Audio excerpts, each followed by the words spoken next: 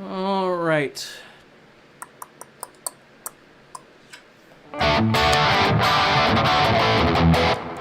Testing 1, 2. Check 1, 2. Just checking to see if you can hear me okay and see me okay.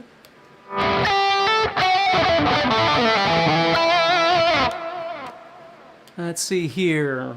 Reno's here. Randolph, hey Karen. Carl, Rob, Paul. Awesome, Gene. Utam. I think that's how I said it last time. I'm so sorry. Darren. Lord is back. Francis is back. Awesome. Conservative. There he is.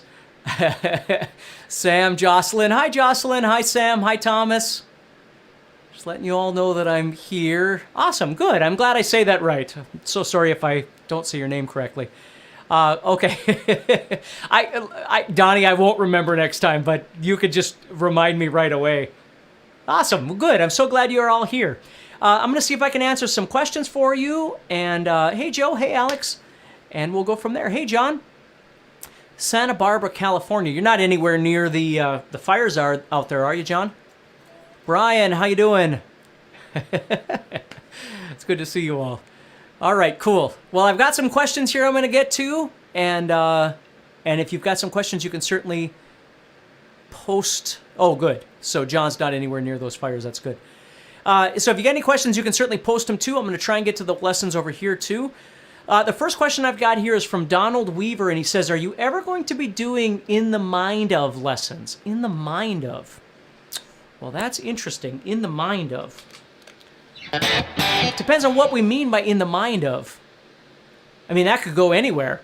I guess all my lessons are kind of in from my mind, but that would be interesting. Hey, Rich. Hey, Mark. Hey, Karen. Cool. Christian, how you doing? Here again is Christian. That's awesome. So, yeah, Donald, if you see this, I'm not sure what you mean by that. I'd love for you to... That's kind of what my live lessons and all that are about, are really for you to dig into my brain in how I perceive things, which I try and do in my videos and my courses anyway. But no, Rich, this is the 6 p.m. or the 7 p.m. masterclass. Remember, I'm on Central Time. So all the time, the VIP will be at 6 p.m. Central, which was last hour. And then the masterclass will be at 7 p.m. Central, which is right now. Always the last Monday of the month, always at those two times. So you can just mark your calendar. Unless for some reason it falls on a holiday or, you know, I've got something, you know, birthday or something like that I can't do. It'll always be there. Hey, Joe. So anyway, let's go ahead and get started here. So Bobby says, does a double stop have specific intervals? No, a double stop can be anything. So a double stop, you might be doing something where you play, or it might be a double stop can be anything where you're playing two notes. A double stop can actually be, you know, like a little Aerosmith, right?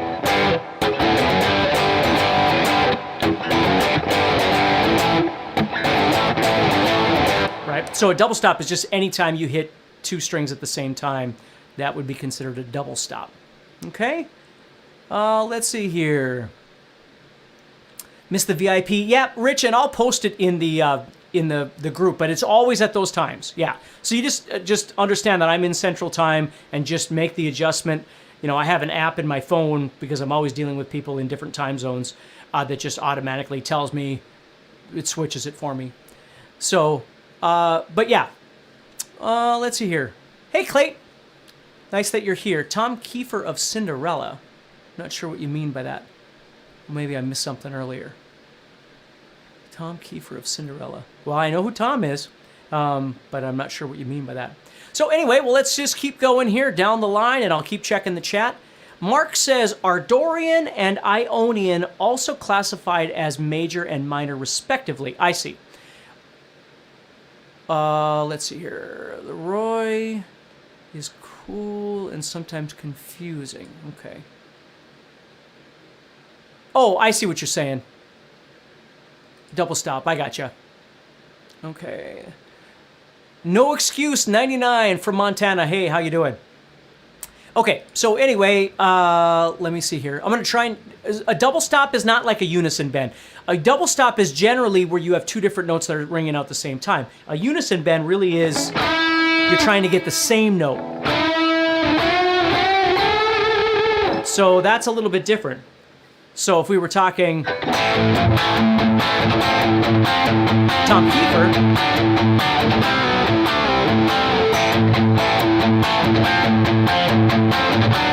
then we'd have unison bends.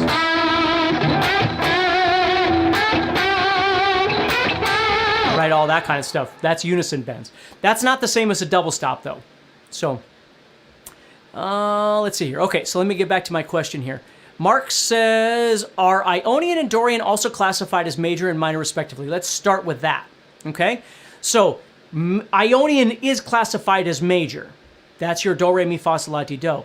Dorian is not. Dorian is Dorian. It is a minor scale, but you wouldn't just call it minor. Aeolian is the one that would be considered the minor.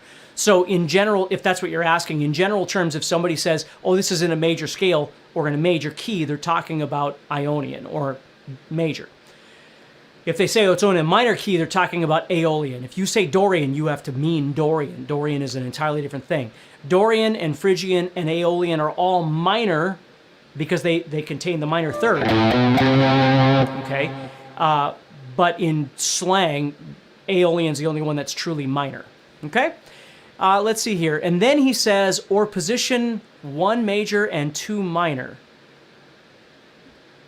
Again, what I try and do is, and I hope this doesn't confuse you, but I try not to get people to think this is major and this is Dorian.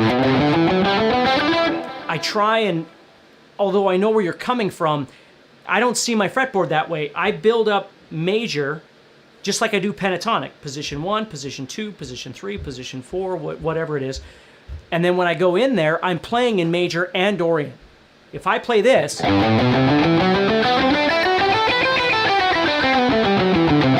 I'm playing Ionian, Dorian, Phrygian, Lydian, Mixolydian. I'm playing them all. It just depends on what I'm going to do when I'm in there, right? If I'm doing this,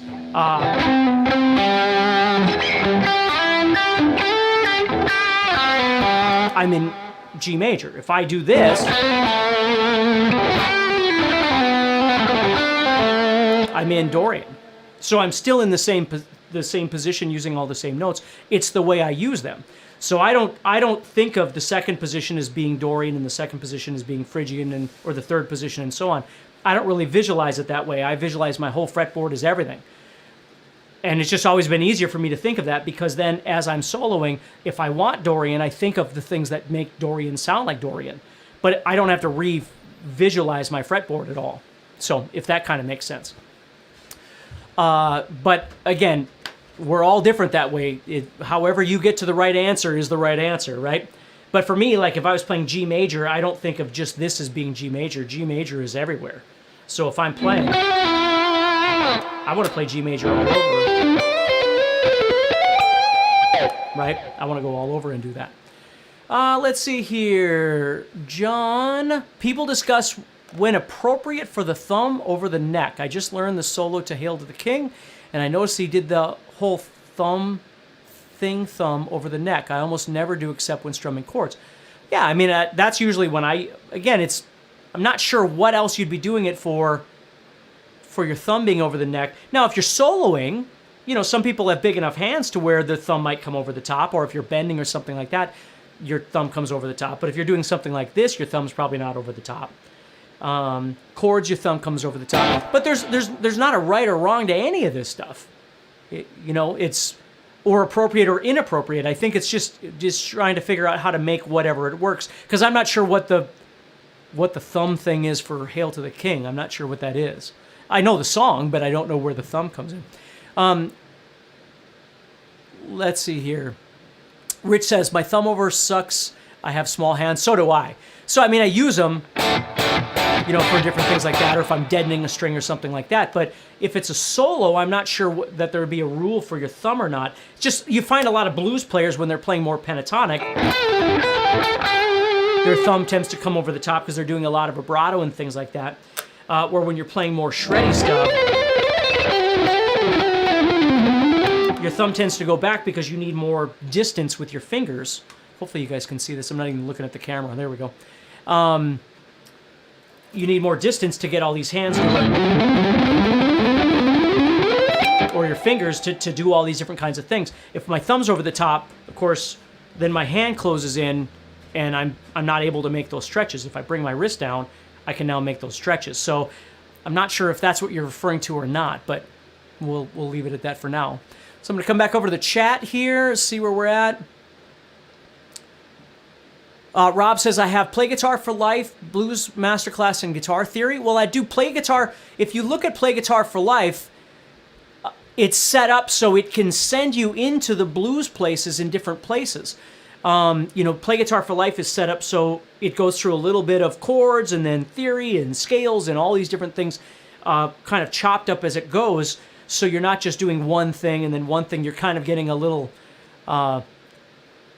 hodgepodge of different things at different times. I would do that first. Then I would go into either Blues Masterclass or Guitar Theory for Life, depending on what it is that you'd like. I mean, if you want to learn more about blues, I would definitely do blues after that. If you want to learn more about theory, then go there, because they're two entirely different kinds of things. Guitar Theory is more a logic thing, and Blues Masterclass is an application thing, So most definitely with Play Guitar for Life, and then split off to whichever one seems like it interests you most. But you can always bounce back and forth between them too. Let's see here. This monthly meeting is worth watching, if nothing else, just to see you start playing off the cuff. Oh, thank you. That's very nice of you. Yeah, I mean, that's the fun of it. Playing guitar, I always try and excite people and inspire them to understand that playing guitar doesn't have to be boring. You just have to stop trying to think that everything fits into a box, right? We don't all do the same things the same way. And that's kind of the fun of it is. But I'll tell you, after whatever it's been, 13, 23, 33, 43, 30 some years, 35 years of playing guitar, it's your job to keep yourself interested and inspired and changing and learning and, those kind of things. I don't have the same goals I did when I was 17. Some of those things I still use because I developed them, but my playing is just different. And so I'm constantly trying to find ways to stay inspired. And the fretboard to me, and the sounds that this guitar makes, and the sounds that my amp makes, and all these different things are what inspires me. It's all about that kind of stuff. It's the emotion that you emit when you're playing. Even if it's something harder rock, right? Because this was what the whole last class was about dynamic contrast. It's always, for me, loud, soft, fast, slow, high, low, pentatonic, diatonic. It's always about this transition of ebb and flow. It's just constantly trying to do something different. And I love it all, right? But I just don't want to play mellow all the time. I want some energy. I want my solo to bring this thing up, but then it needs to come back down. And that's what playing is all about to me. If I can do that, if I'm in the middle of a Slayer solo, I really don't have that much to deal with, right? And then we talked about that in the last class too, but certain situations that you find yourself in, whether you play in a band or you're using jam tracks or something like that, it is very possible, everybody that's here right now, please understand, it is very possible to be uninspired by a backing track. You could find a backing track on YouTube or something I've made that doesn't speak to you. That doesn't mean you should be good at jamming over it. If it doesn't speak to you, find one that does, right? Because you don't want to just do the dirge of the daily grind of, here's my exercises for an hour, and then here's this for an hour, and now I got to go through the same. What fun is in that, right? Some things you have to do. I mean, there's things you gotta break through a wall here and there, and the only way you're going to do that is by busting your butt trying to get through those things. But then there's other things that you should be doing that are inspiring to you, or they're creatively engaging to you, and they make you think differently about your guitar and about your practice and all these things.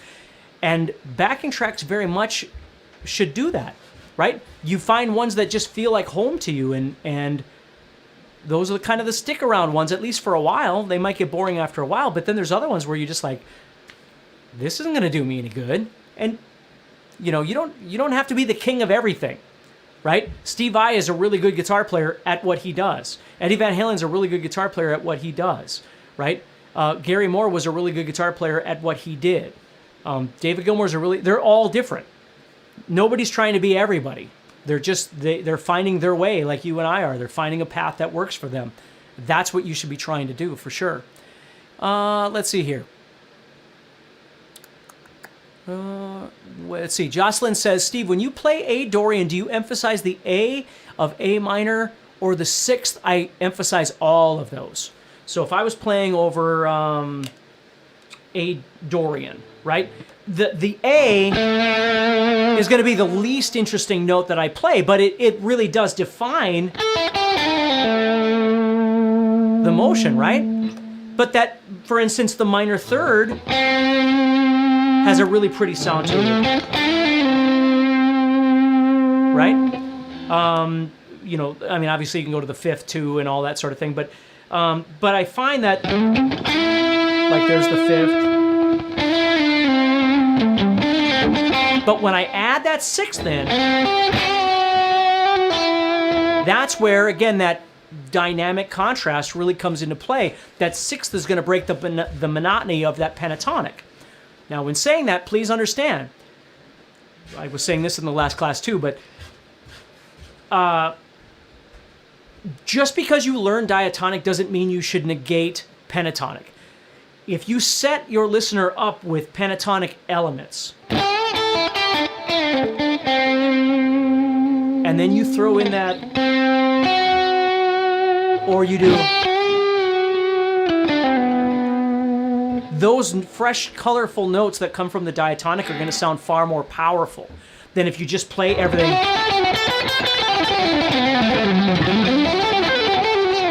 You know, again, after a while, it's just all the same stuff. So you're trying to learn how to contrast, and then go to that sixth.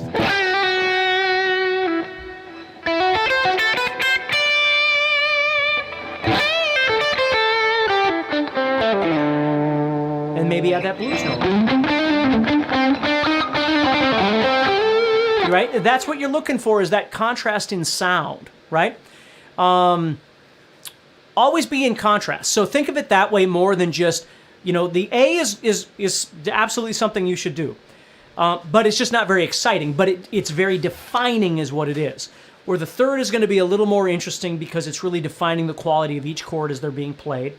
The fifth is fine too. Again, the fifth is a good note to try and emphasize, but when you get into the seconds or the ninths, and then the sixth, whether it's a major or minor sixth, depending on what scale you're using, in Dorian you're using the major sixth, those are nice to, you know, if I play them like that, it tends to sound a bit more like my bluesy stuff. Or my speed playing. Even though they're all in there. But if I take my time,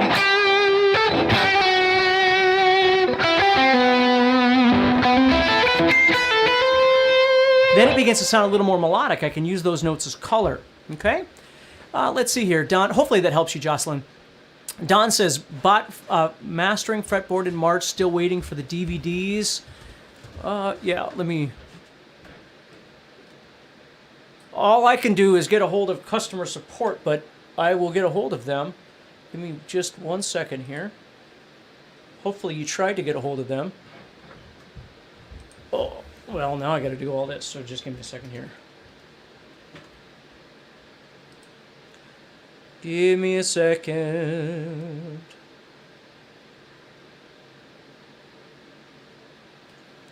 I can't see my screen. There we go.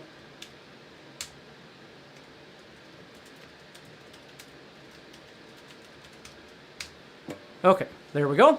So, Don, I have put that in, and you will hear something very quick. I'm telling you. Okay. Let me see if I got my screen back. Whoop, hold on. There we go. Okay, sorry about that. I have so many things on my screen at once here. Let's see here. Okay, let me go back. Robert, vibrato is the hallmark of a mature player. Well, vibrato and bending are the hallmark of what I would call a professional, right? And I hate using that word because it sounds like an elitist word. But I always use this analogy or this scenario. If I walk into a club, a nightclub or a bar or whatever, and I watch a band play, the first thing that's going to strike me about that guitar player are going to be their phrasing and their bending and their vibrato and those human elements. It's not how fast they are. It's fine. Again, don't get me wrong. I love fast playing. But in contrast. So for me, bending and vibrato, and sliding, those are the things that...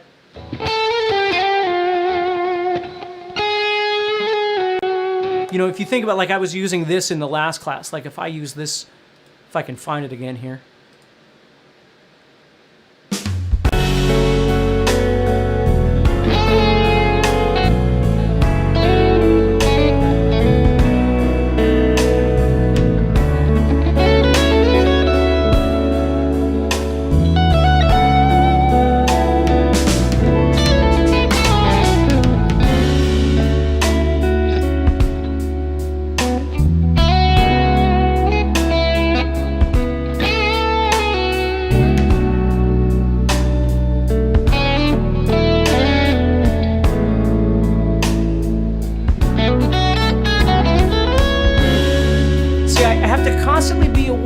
As I'm playing, of listening to the music and responding to the music, okay? Melodically, in terms of my phrasing, in terms of my bending, vibrato, I want to respond. I don't just want to go, okay, here's my opportunity to play the 6 new guitar licks that I've learned how to play. Maybe I can fit them in there, maybe I can't. But I have to respond, and I know you've probably heard me talk about this before, but I always think of it as 2 vehicles driving down the interstate at the same time, and they're both going 75 miles an hour, and they're stuck driving next to each other. And you don't know each other, and neither one wants to look at each other because it's uncomfortable. You're both on the same road, you're both going the same direction, but you don't know anything about each other. And so often with improvisation, with jamming, that's what people do. They just go by route. So they're not really listening to the track, they're not really responding to the music that they're hearing, they're just playing all the scales and licks and things like that they've been working on. But there's a huge disconnect between what's happening with that music and what they're doing. And the trick is to build that bridge. Listen to the track, figure out what the chords are, whatever it might be. Find the right track, like I just said. Find the right track that seems like it fits what you're trying to work on. And then once you get there, you start realizing that it isn't really about the licks or the speed or pentatonic or diatonic or any of these things. They're all just tools. It's the way you play them. It's the way they merge out of your fingers through your guitar pick, through your approach, through your touch, all those things. That's where it comes from. It isn't the scale and the lick, because we all know the same scales and licks, right? It's the way that they come out and the way that you push them out in a dynamic contrasting way, if that makes sense. Okay? Let's see here. Alexander is here. Hey, Alexander, thanks for being here. Let's see here. Thank you for your service, Alexander. John says, you don't play country? I'm not sure if you're talking to me, John. I don't play country. I like country, if you're talking to me. But I've got my own path, right? And I'm not ready to give up my path to try and study, because I really wanted to study acoustic, like the Tommy Emmanuel kind of acoustic playing too. But what I find is there's not enough time in the day for me to, I'm a very happy guitar player. I'm very content with what I'm doing and the road I'm on, and I'm just very blessed and thankful that I'm doing what I'm doing. So I'm not really ready to share. I'm kind of selfish that way. I'm not really ready to share what I'm doing with something that I don't do. Now, in saying that, please understand that inside my world of guitar playing, rock and blues and pop and all these, just instrumental music, all these different kinds of things, it goes on forever, So it isn't a blues, jazz, country, kind of thing for me. It's just, where do I live? So, but I got a couple of good friends that are country players, and I love watching them play, and I love the way they play. But then they're always wanting to get together with me and figure out how I play too. So there's just a difference there. Let's see here. And Lord says, perfect. Anything that makes you want to pick up that guitar, that's what it is. Larry's here. Hey, Larry, I'm glad you're here. let's see here. But throw some seventh chords into your blues playing. It will change your life. And that's the other thing, too, is if you're talking blues, well, then that's a different kind of thing. Because blues, then you've got your dominant seventh. But then you've also got that minor major. And then you've got your major sixth.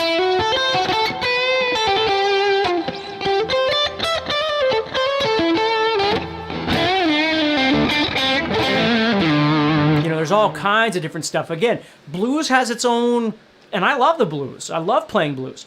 The kind of blues that I love playing. But it's very all over the place, and there's just a lot of great...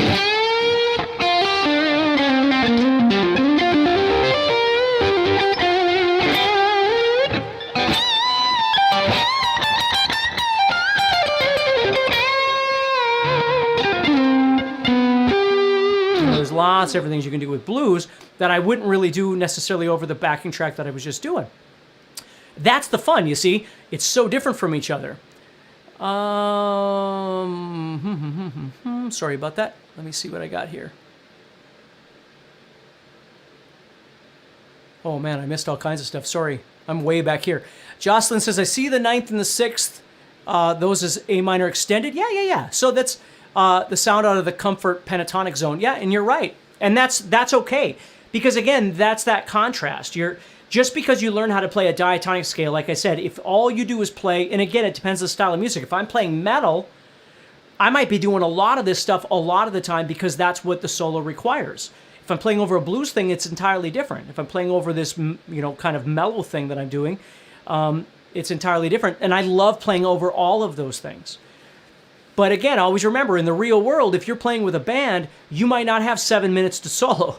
Most people don't give you 7 minutes. You have a solo in a song that's 30 seconds long or 20 seconds long or 10 seconds long, and you got to say what you got to say and get out, right? Or there might be a couple of different solos that are 15 seconds long a piece or something like that. So you got to figure out what's most appropriate for that particular situation that you find yourself in. Let's see here. Okay, we got that. It looks like Jocelyn's good. Reno says, good shot of the guitar's action. Oh, thanks. Let's see here. Don, you are welcome, Don. Thank you for letting me know. Rich, you'd have to give me, if you've been waiting on Play Acoustic Now and you haven't told me, you got to give me your real name, though, because I'm not sure what Rich50 is or what.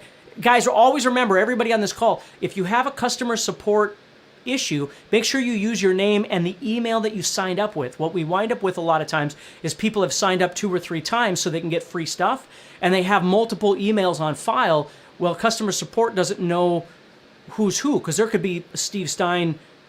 There's probably many other Steve Steins on the planet, right? And we all have different email addresses, so they're all different people.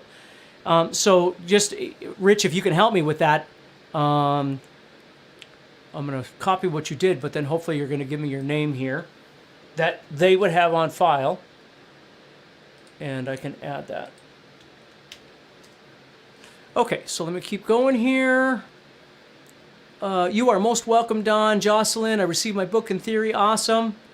Lord likes that jam. It's actually from Elevated Jam Tracks, if you've ever heard of them. Elevated Jam Tracks, I've been kind of having fun with their stuff. If you just look up Elevated Jam Tracks, you're going to find all kinds of stuff. But they've got that, whoever makes those backing tracks does a really good job. They're fun for me to play. They're not really my metal outlet. But for just jamming, I think they've got some really neat stuff. Okay, let's see here. Randolph says, is that jam track available for download? Well, it is if you buy it from, I just bought what was called the Atmospheric pack or something like that. I bought the whole pack, and they're in there. So they're kind of cool. Rich. Okay, so maybe Rich actually gave up and figured they're not going to get the DVDs. Well, I'll look into it, Rich, but I just need to find your name. But I'm so far behind on the text or on the chat, you got to give me a second here. Randolph says fluidity, which is so true. Robert says expression. Those are 2 perfect words. Okay? And remember, when you're over here in this thought of rudimentary practice, you're not thinking fluidity. You're not thinking expression. You're not thinking dynamics. You're thinking playing a scale. Right? And that's the thing is you got to develop these things over here and then bring them over here. That's what you got to do. That's the trick, is development and then creative. Bring them over in here. If you try and bring too many things at once, it's gonna fall apart. Just take little pieces at a time. So it might just be vibrato. It might just be bending. It might be a lick. It might be a note, right? But you got to take your time and bring them all over here. Hey, Klaus. Is it Klaus or Klaus? Klaus. I'm assuming it's Klaus. And again, I'm so sorry if I'm saying it wrong. I'm sure it's Klaus. I would think so. Let's see here. Sounds elitist, but it's not. You're no amateur, man. You're a pro. I'm an amateur musician. I can behave professionally, but that's it. Ditto. The other art's a combo. And thanks, Joe. And it's true. I mean, for me, it's just about authentic. I try and use the word authentic more than amateur, pro, beginner, intermediate. It's just authentic. All you're trying to do is find a way of making what you're playing sound authentic. So when people listen, they go, yep, there it is. That's what it should sound like. That's what I think all of us, our goal should be, is trying to sound authentic. And not always trying to, well, that person's better than me, or that whatever, or, all these. It's okay to wish, and it's okay to want, and it's okay to a certain degree to be inspired by, or maybe even use the word jealous to this much of a degree. But if it's hampering our abilities, if it's getting in the way of what it is that we're trying to accomplish, then none of those things are doing us any good. Because again, I say it all the time, I love Steve Vai and I love Eric Johnson, but at the same time I love Elliot Easton from the Cars, and I love B.B. King, and I love all these other players, and they're all so different from each other, and I'm so glad that they don't all sound the same, because it would suck if they all sounded the same. I don't want them all to be as good as each other. I want them to be unique. I want them to be authentic and individual. That's what I want you to do, right? Can you show me some raking, pre-bend and pinch harmonics correct technique? Well, let me see what I can do. So raking is really... So what you're doing is you're leading into something.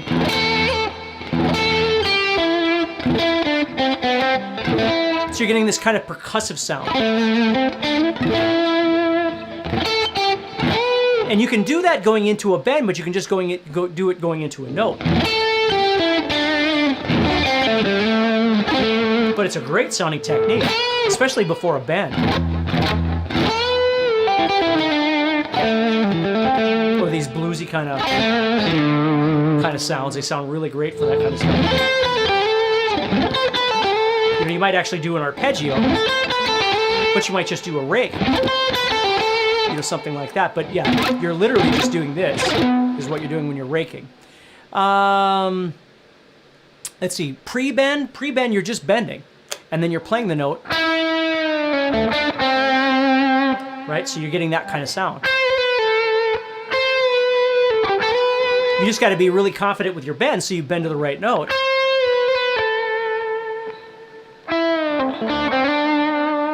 And pinch harmonics are done, again, with this hand. It really has nothing to do with this hand at all. Make sure you've got ample amounts of gain. And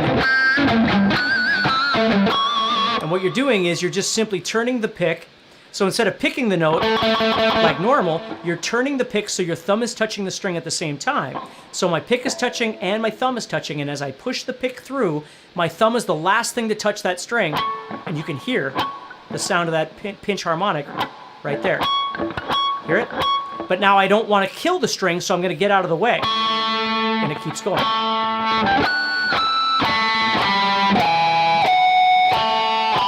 It sounds cool if you add vibrato.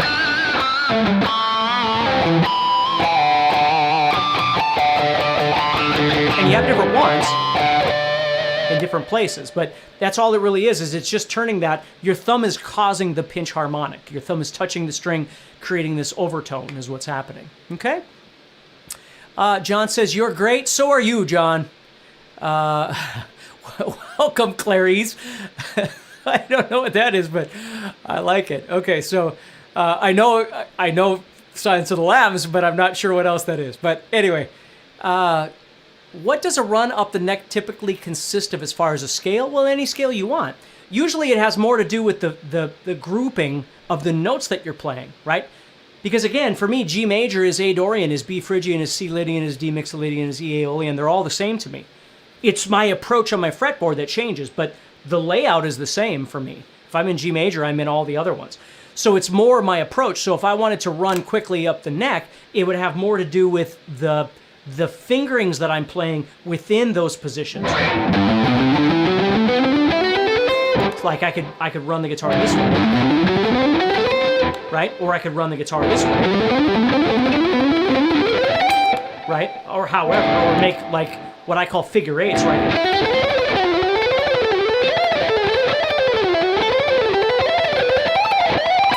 You know, I can do stuff like that and whatever, you know, different kinds of things like that. I got to warm up a little bit, but so it's more to do with the patterns, and that's where 3 notes per string really adds that speed, running up and down the neck, you know. Or sometimes I won't do. It's not about speed. Like I might do arpeggios, so I might take an arpeggiated idea, or moving over, I might do,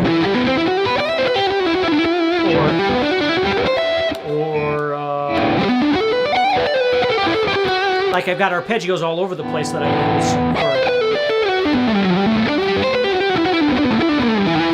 for different ways of moving around the fretboard. So sometimes I'll use those as well. Okay?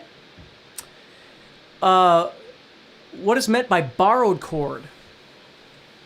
A quick refresher on what is meant by a borrowed chord. Usually a borrowed chord is something that you're taking from another key and you're using it in the situation that you're in. But I'm sure there's other ways we could use the term borrowed chord as well, Alex. Maybe we should do a Google search and see exactly what you might be talking about. Borrowed chord. Borrowed chords. Borrowed chord is a chord borrowed from the parallel key.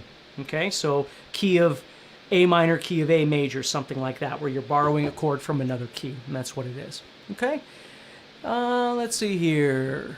Oh, Wayne is here. Hello, Wayne. Robert, you're great at what you do, Steve. Why change? Well, that's the thing is small amounts of change, even big amounts of change, if you're going in the right direction, right? And I know I don't want to get all philosophical on all of you, but you just have to understand that life is just too short. You got to enjoy what you're doing. And if you're not enjoying something about what you're doing on this instrument, make a small change or maybe make a big change. But don't just live your life pissed off because you're not good enough or you're not whatever, or you're comparing yourself to other, because it's just never going to get you anywhere. And with the internet and social media, we're just constantly bombarded with not good enough, constantly, by other people that we look at and think, oh my God, where they're probably dealing with the same thing, right? So stay out of that mud hole, okay? Let's see here. My Floyd on my Jackson has squeaky springs. Reno probably already... Yeah, I was going to say Reno probably already answered that for you. You could certainly spray the springs, but yeah, a lot of times if you just put something behind there, mine actually, you can't see it right now, but there's a sock back there. There's a little piece of a cutout of a sock that's stuck back there so they don't ring out. That's what I've got back there. Let's see here. Cedric says, have you ever gone anywhere or were asked to play something impromptu? Yeah, happens all the time. Actually, it almost always happens when I go somewhere. When I go out and see a band play or something, it almost always happens, which sometimes can be kind of frustrating because sometimes I just want to hang out and not play, right? But it happens all the time. And I'll tell you, Cedric, part of that is that's why it's also important to jam with people. Like everybody on this call or on this video, I wish I could tell you, and I wish you'd listen, that you should be playing with other musicians. You should be playing with other people. You should get out and play in a band. Like the whole, I'm never going to be good enough. If you believe that, then you're never going to be good enough. But the truth is, you really could be good. You can be. You are good enough, right? It's just finding the right situation to be in. But performing on stage, playing with other musicians, like that whole like life on the road kind of thing for me was huge.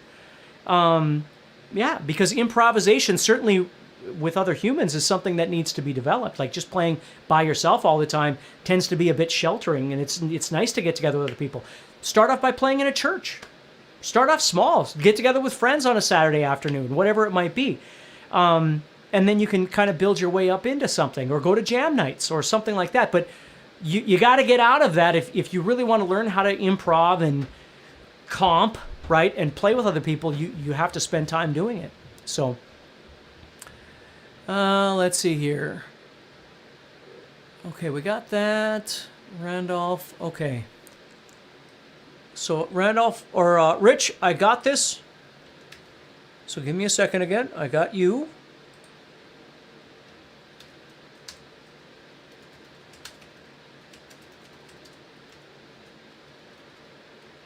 Give me a second. There we go. So got Don, got Rich. I got you guys on there. Perfect. Perfect. Oh, oh, okay. I know. I'm sorry. Let's see here. David's making fun of me for saying Klaus. I'm sure it's Klaus. I'm sorry. Let me see where else we are here. Thank you, Utam. Thank you very much. Yeah, and Charlie just looked at Elevated Jam Tracks. Yeah, they have a ton of stuff. Okay, David's here. That's awesome. Yeah, don't live your life pissed off. It's so true. I mean, I'm telling you, this guitar thing could be a really great thing for you. You have to let it be that. Paul says, how about email questions? Well, they go to support@guitarzoom.com. I get about 7,000 emails a day, and I wish I was exaggerating, but I can't even really check my email because I get so many emails. So Randolph says open mics. Yeah, just anything. And I know it's scary. I know that change of playing with people and that whole thing can be scary. But again, don't set yourself up for failure. Start small. Start easy. Find some friends to jam with, or a relative to jam with, or like I said, maybe you play at church and you just play some chords to get started or something like that. You know what I mean? Bob, let's see here. I'm sorry I didn't spend more time with the jam tracks there, making such a difference in what I play. I'm glad to hear that, Bob. That's awesome. Rob said, I played in bands for 10 years when I was young. Now I feel like I'm not good enough or can't find the right people. And I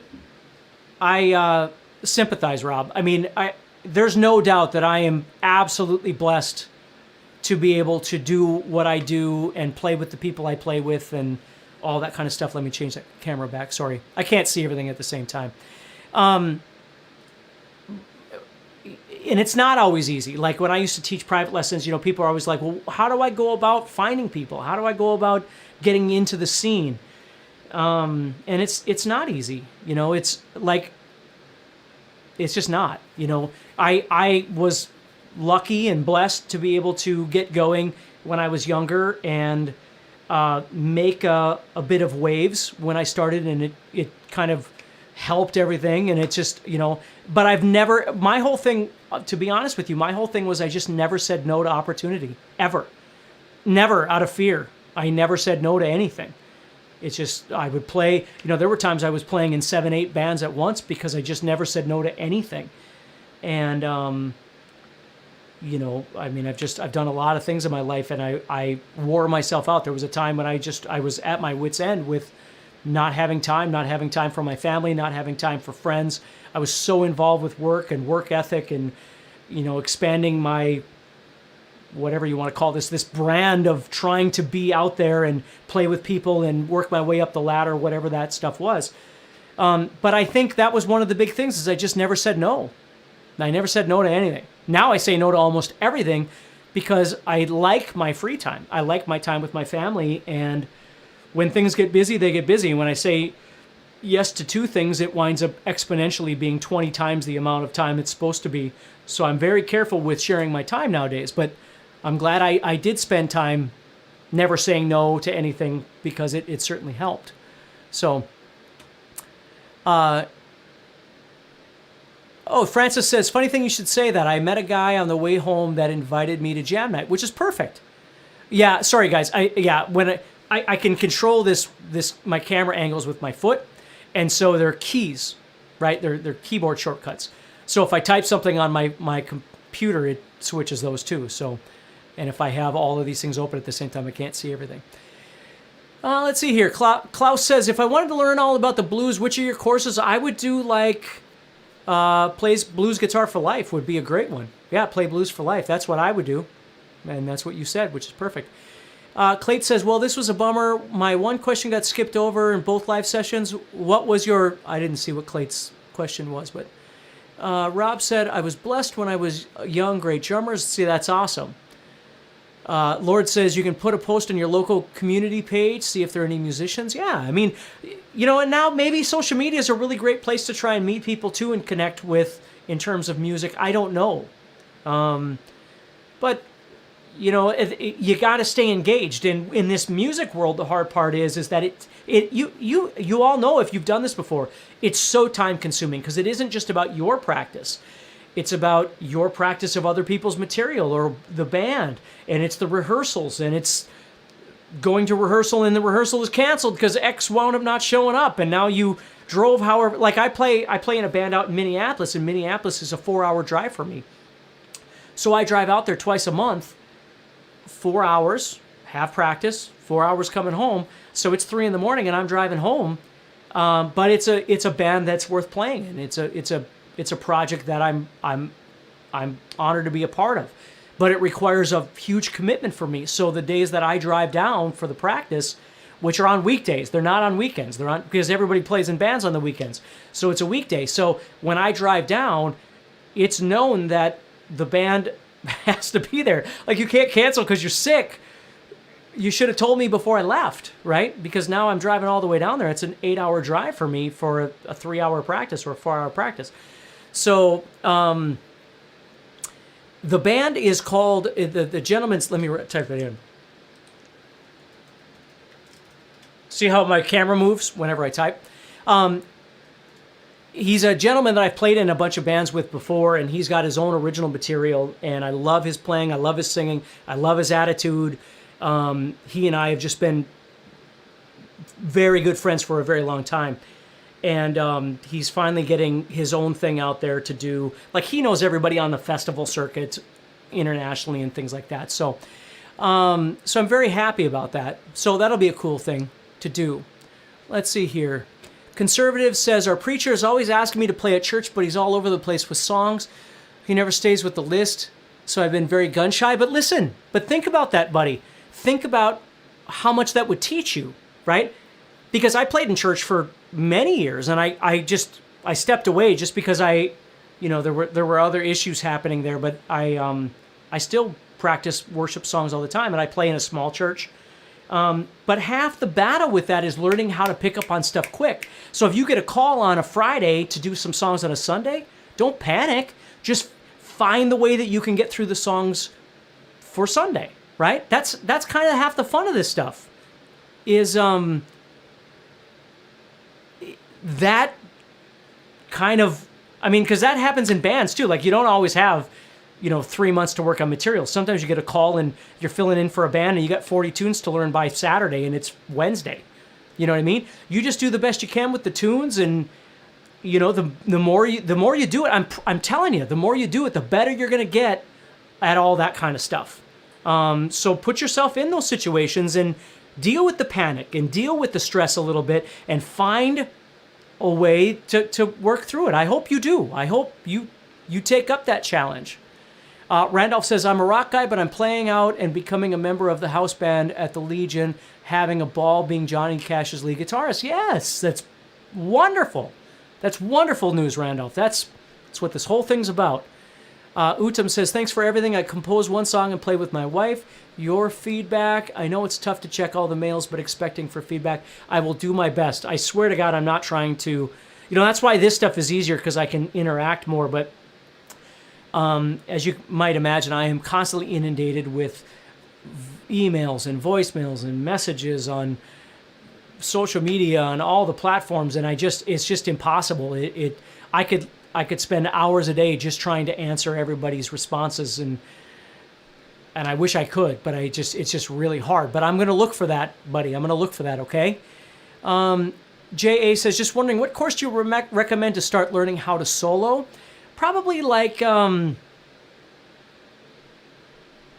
trying to think I'm sure some of you could help out a little bit. What would be a good one? Guitar Solos Made Easy might be a good one. I know I just had Guitar Solos Made Easy 2.0, I think I had, didn't I? something like that, I think, would be a good one. But everybody on this call might be a little even better to ask me. I've made so many courses and made so many videos for things. It's kind of hard to know. Okay. Let's see here. Congrats to Randolph. Yeah, I agree. That's awesome. So Rob knows Lance. That's cool. Reno says Nightmare Records. That's the Lance. Yeah. Oh, and you know Gemini Days. Yes. That's the thing is I was playing in a band called Dozer back in those days, and our paths would cross all the time. And then Lance and I were actually in a band together called Avian. And it was a lot of fun. It was a original power metal band. And I adored playing with Lance. And then our paths hadn't crossed in a while, and I went out to Minneapolis, and I went and saw him in one of his bands, and he asked me if I'd be interested in this new project, and I said, absolutely I would be. So here we are. Gemini, that's funny, because we've even thought about doing a Gemini song here or there. Or King's Machine, if you remember King's Machine. That's pretty cool, too. Let's see here. And he says, conservative says, thank you. Your encouraging comments mean more than you may realize. And I'm being honest. I'm not just saying that. I'm being completely honest. Don't jump in. You just have to be ready for some extra time, right? You just got to be ready, all of you, jumping into a situation. You got to be ready to spend more time, but don't freak out and don't expect perfection, because they're not expecting perfection. Because just like everything else in life, you got to find a way that works. And if you're short on time, you got to find a way that works. If you've got more time, you find a way that works that way, right? But all these things work themselves out the more you put yourself in those situations. So Motivation Monday is not going to be a thing. Oh, I think it should be. I think Motivation Monday, I just thought what I would do is try and post things in social media to keep you motivated. But remember, once a month, at the last Monday of every month, we do this. And we do it at 7 p.m. Central for the Masterclass, and we do it for 6 p.m. Central for VIP members. Always the last Monday of the month, unless I'm sick or my kids are sick or there's a holiday or something like that, we'll always be there together, okay? Meandering lesson, Lord says. Well, meandering, again, I know I've got a bunch of videos that talk about meandering, unless you're talking to somebody else, but meandering is a wonderful technique, and you should look it up on YouTube because we're running out of time here.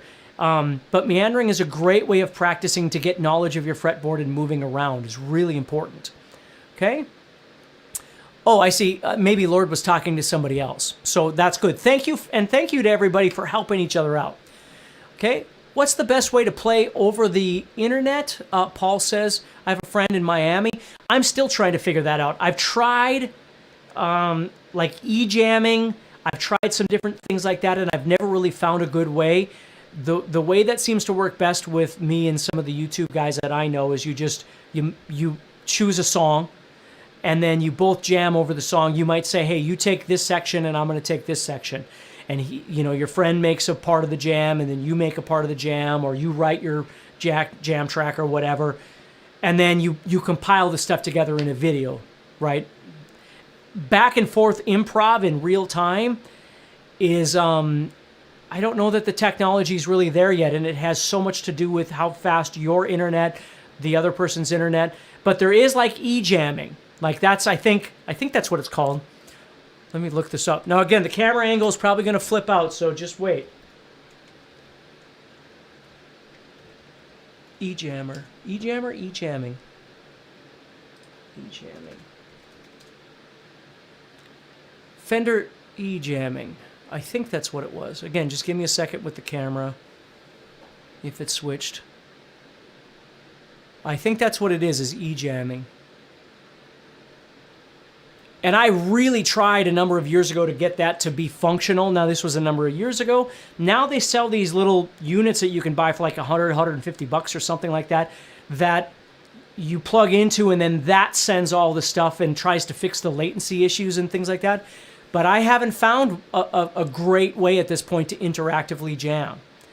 Francis says, you're the best teacher on the internet, a victim of your own success. Thank you very much. I appreciate that, Francis. Yeah, and it's a bad problem, but it's a good problem. I mean, I do the best I can with videos, and I see people talking about stuff, and I try and help as best I can, but it is hard to get to talk to everybody, no doubt about it. And that's why I try and make more appearances too, which eventually we have to have another Guitar Zoom convention where we can all just get together and hang out. Francis says, I have a few of your soloing courses, which is, I appreciate that, Francis. And the other Francis says, Music Theory in 60 Minutes is one of my favorite courses. I'm glad to hear that. Okay. Yeah, and I do have to get going. It is almost dinner time, and my wife just made an appearance up the steps there. Hal says, no, nothing beats local jam sessions. That's right. I'm telling you, you got to get over this fear thing and find, again, don't put yourself in a place that's just crazy. You know, ease into it. Choose a song that's fairly straightforward. You know, go out and do a jam playing. You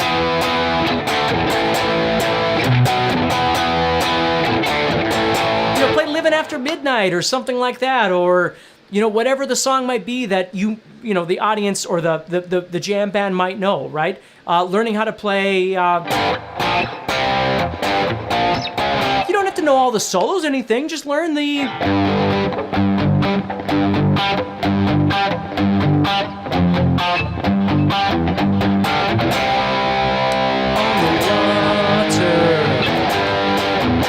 Or the...